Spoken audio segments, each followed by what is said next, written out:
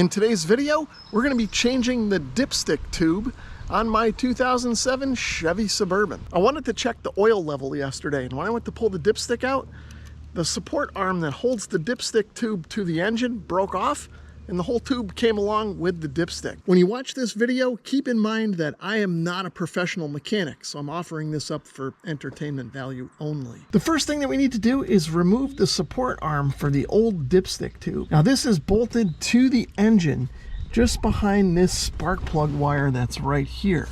So I think the first thing I'm going to try and do is remove this spark plug wire to give myself a little room to access the bolt head down here. With the spark plug out of the way, we should have plenty of room to access the head of the bolt right here. To remove the bolt, I've got a 15mm socket, a short extension, and my ratchet.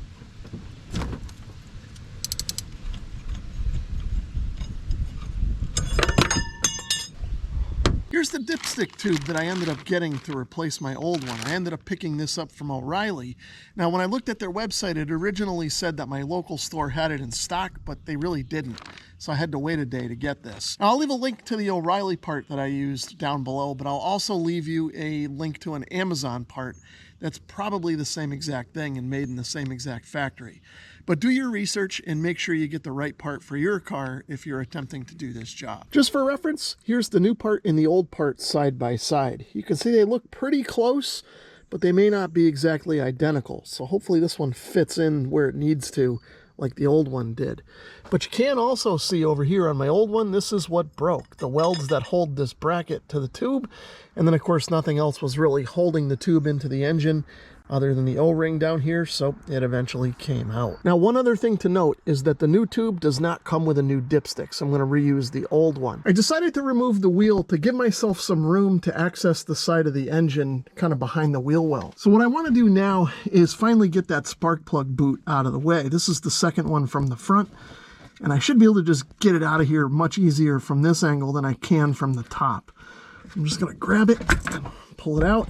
The other advantage to removing the wheel is we now have visual access to right where the dipstick tube needs to seat on the engine block. Hopefully you can see it right there, just past the end of my screwdriver. I'm going to bring in the new dipstick tube and I'm going to route it behind the third spark plug boot.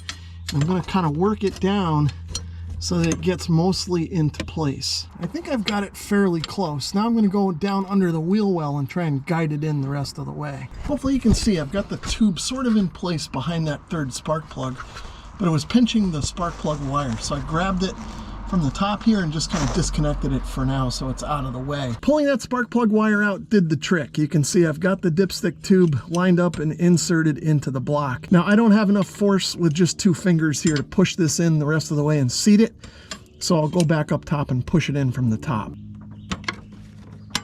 Now that the tube is seated, I'll line up the bracket to the mounting hole on the engine and reinstall the bolt. I want to make sure I get this lined up good so that I don't cross thread anything. Now when tightening this up, you want to make sure that you don't over tighten it. I believe this is an aluminum block and you could very easily strip the threads here and have more problems than you're solving. So I recommend following the factory torque specs here, but I'm just going to go kind of by experience and feel. Now I've got to reconnect my spark plug wires, and since it's easier to do it through the wheel well, that's how I'm going to do it. First I'll reconnect this third wire that I took off just a minute ago, and then I'll reconnect this second one right on the plug. And I want to make sure I push on that and get it seated all the way in. It's a little bit hard, but I think I've got it. Now I realize my hand is probably in the way and the lighting isn't good, but I've got the other end of the wire, and I'm going to reconnect that up here.